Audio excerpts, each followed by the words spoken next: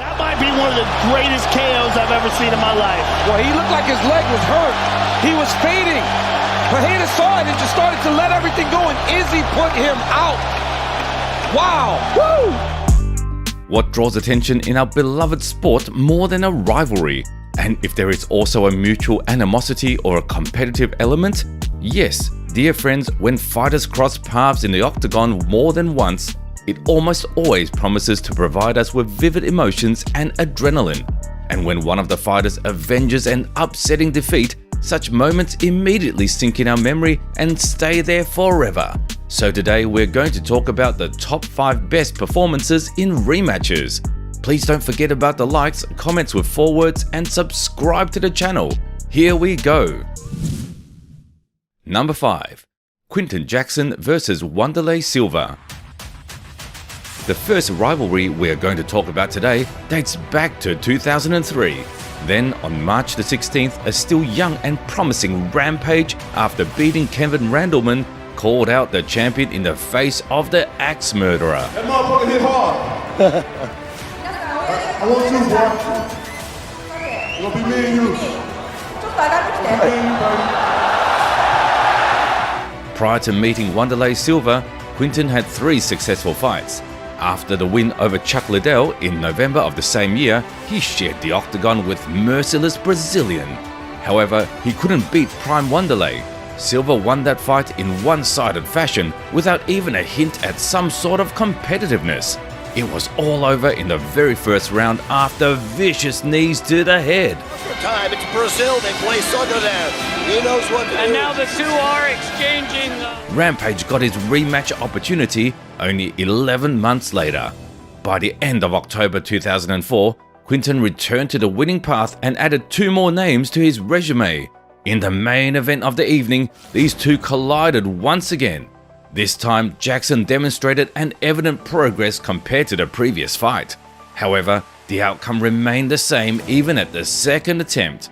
By the second round, Quinton could barely stand on his feet due to exhaustion, so Wanderlei ended his suffering with a famous one-way ticket knee. Oh my God, Quinton Jackson has been knocked out with the right knee to the head. After that, Quinton Jackson and Wanderlei Silva took different paths. They haven't faced each other for 4 long years, and at last in December of 2008, they met again. This time within the walls of the major promotion at UFC 92. Hey, how y'all doing out there? Happy holidays, everybody. I just want to let y'all know I'm coming give 100%. I've trained harder than I've trained in a long time for this fight. You guys want to see a new Rampage? Rampage managed to let everything that was sitting inside of him all these years out. He didn't just stop Wanderlei, he knocked him out already in the middle of the first round. It was a terrible KO. He avenged his opponent in full and proved to himself that he is able to beat the relentless Brazilian.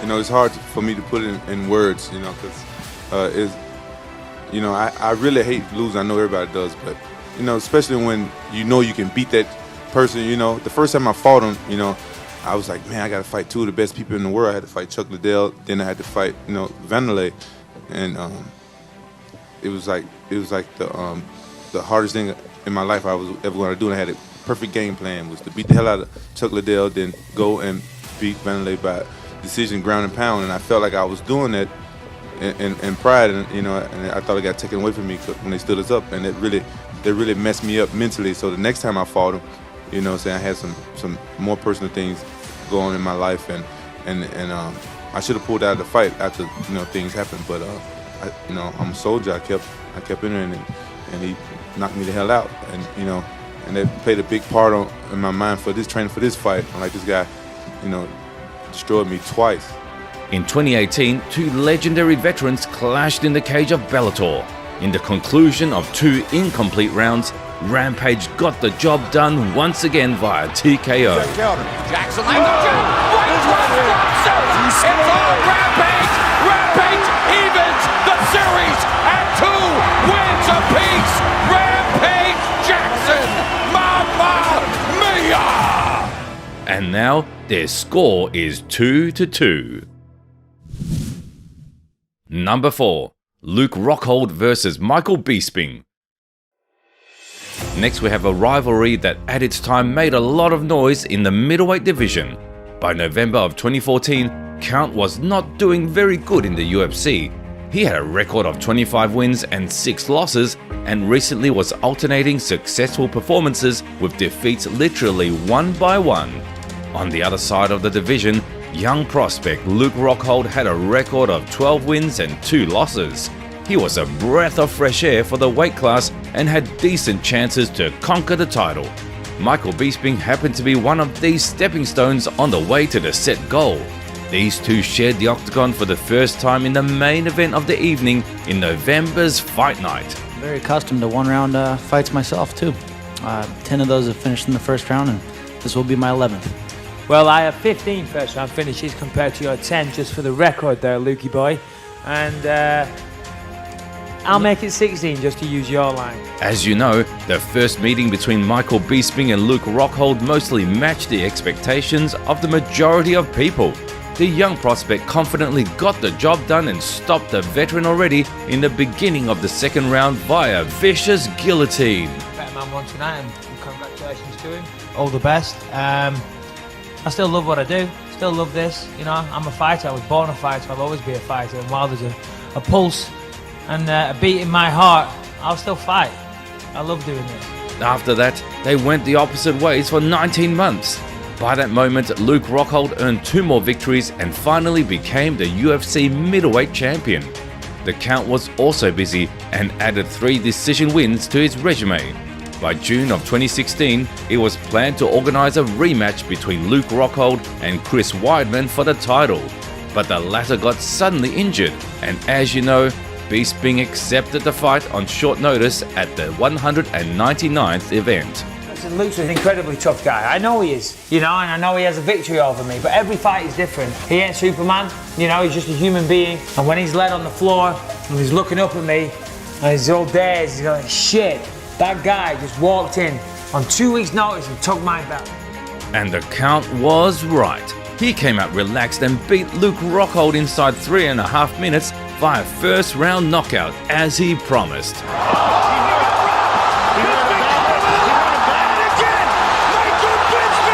my goodness.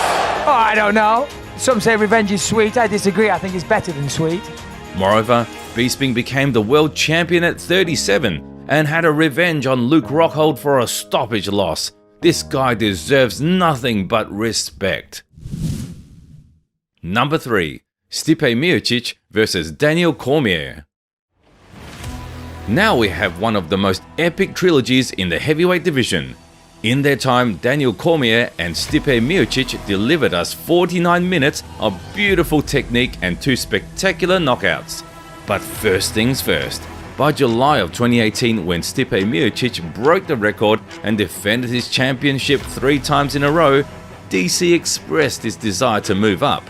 After the fight with John Jones was ruled a no contest and Cormier reclaimed the title, he had another defense against Volkan Ozdemir.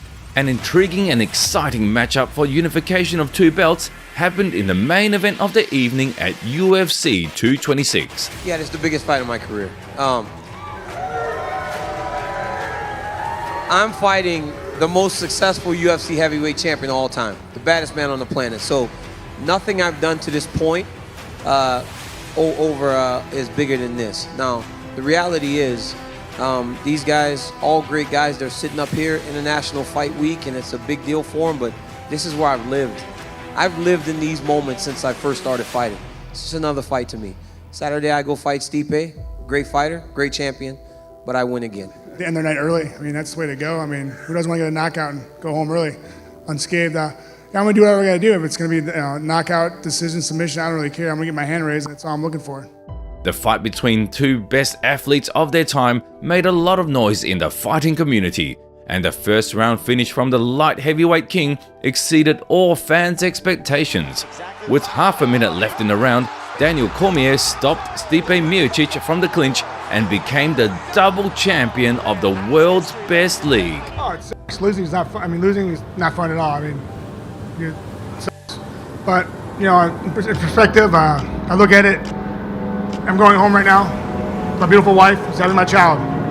Better things in life than losing. You know, it sucks. You know, I want to come back, get a rematch, of course. But listen, right now, it's DC's day. Good for him. Miocic got his opportunity in August of 2019. At that moment, the undisputed champion had one defense against Derek Lewis, and the rematch between the guys took place in the main event of UFC 241. So it wasn't going to happen. I'm not going to sit there and be like, no, I don't care. And the rematch lasted more than 3 rounds and ended closer to the end of the 4th. This time, Stipe Miocic made necessary adjustments and stopped Daniel Cormier via knockout. Miocic is getting the belt back. Curious what you make of that new belt compared to the one you had before. Well, it's the belt, man. I'm champ again, that's all I care about. And as you remember, that trilogy ended with Stipe winning by a unanimous decision on August the 15th of 2020. Number 2, Dustin Poirier versus Conor McGregor. In the second place, we have a rivalry that flowed from the featherweight division to lightweight. The notorious Irishman and Diamond from Louisiana shared the octagon for the first time on September the 27th of 2014. Back then, both prospects had an almost identical record, 15-2 for Conor and 16-3 for Dustin. That fight took place on the main card of UFC 178 and identified who is going to break into the top 10. Conor's a good athlete. He's quick, he's a good counterpuncher, but he has a lack of experience of fighting real fighters like myself. And you know that's going to be on full display September 27th. I'm prepared and I'm ready, man. And he's never faced anybody like me. I perform on a different frequency than he's used to. His weakness is obviously his chin. You know, look, don't get me wrong. I like the kid. He's a quiet little hillbilly from the back ass of nowhere. You know, I've nothing against the guy. You know what I mean? I'm sure he grew up in a circus or a fair. You know, he's a nice little kid. So Cletus, or you know, his cousin's probably named Cletus or something. I don't know. He's a nice kid, but his chin is going to be cracked, and it's going to be cracked early. As history taught us, young and inexperienced Dustin Poirier couldn't handle the psychological onslaught of the Irishman. He took this fight too much to heart. That's why he entered the octagon being as unfocused as never before. In the end, it led to a devastating knockout closer to the 2nd minute of the 1st round. But time passed. Dustin continued to work hard and get better. He went through many obstacles and heights, got harder in terms of mentality, a lot better with his skills. In January of 2021, suddenly the world's best league announced a rematch. That fight took place in the main event of UFC 257. My love for the game, my love for competition, my love for combat. You know, Dustin has put on an incredible run since our last fight. It's been a long time coming. Yes, I did get the win over him the first time. But you know, he's rose right up and he's back up there at the top of the division, so I'm excited to go and compete with him again. Every fight is a chip on my shoulder. I'm trying to prove something. I'm trying to the work that I put in, I'm trying to make it pay off. I'm trying to put my family in a better position, and this is no different. I know what a win over Conor McGregor means in combat sports, and I know that whoever wins this fight is fighting for gold, and that's why I fight. On the night from 22nd to 23rd of January, Dustin Poirier shocked the world. Not only because of his win over Conor McGregor, but the fashion in which he did it. He completely destroyed the legs of the notorious Irishman, deprived him of stamina, and checked the chin of one of the best strikers in the entire UFC. And more importantly, he avenged the moral loss that sat in Dustin since 2014.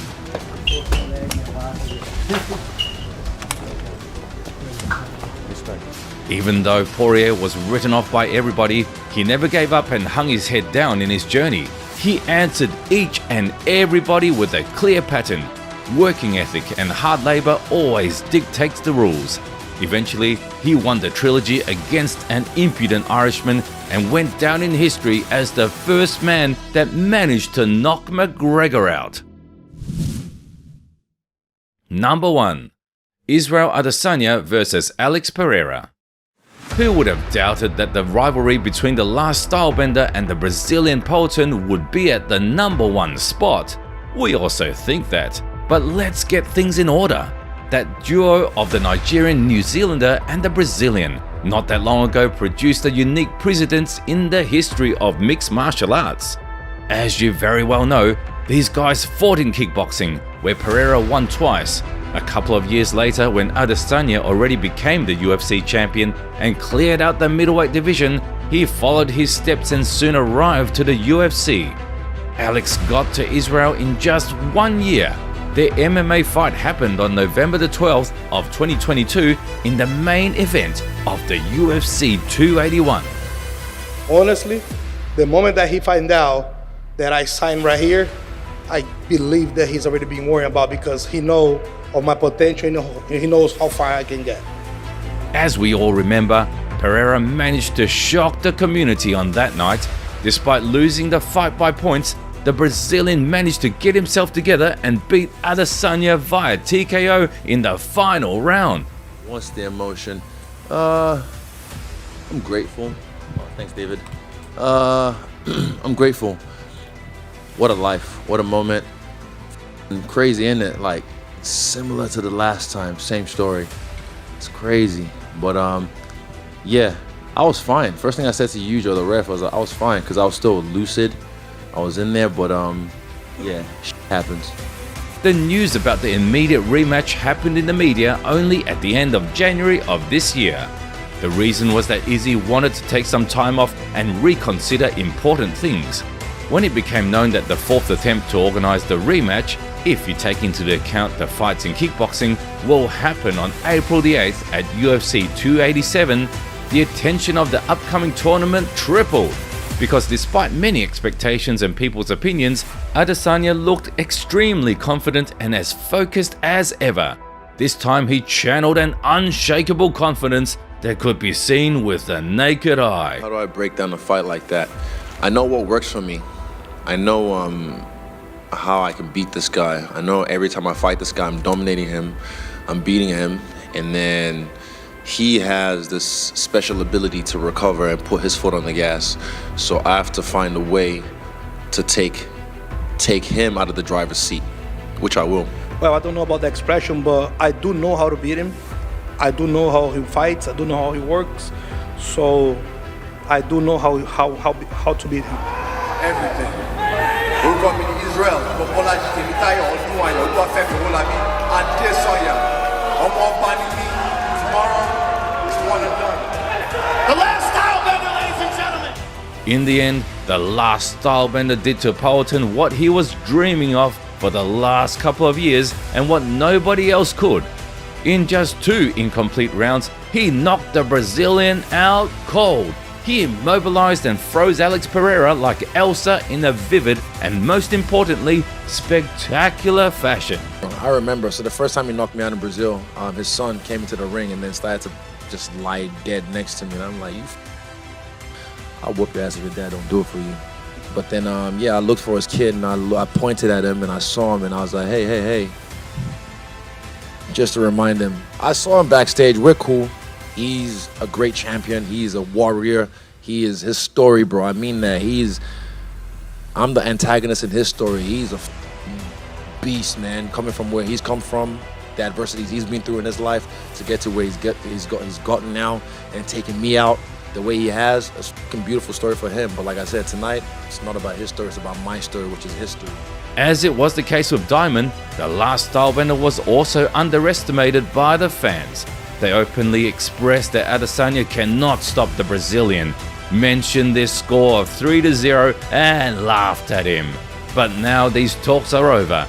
Israel proved that the champion's throne is rightfully his and that nobody, even Alex Pereira, can stop the last stylebender. There it is, guys. Leave your opinion in the comments below. Which of the aforementioned rivalries did you like the most? Please don't forget to subscribe to the channel so you won't miss the new videos. And of course, hit the like button if you enjoyed this one. See you soon.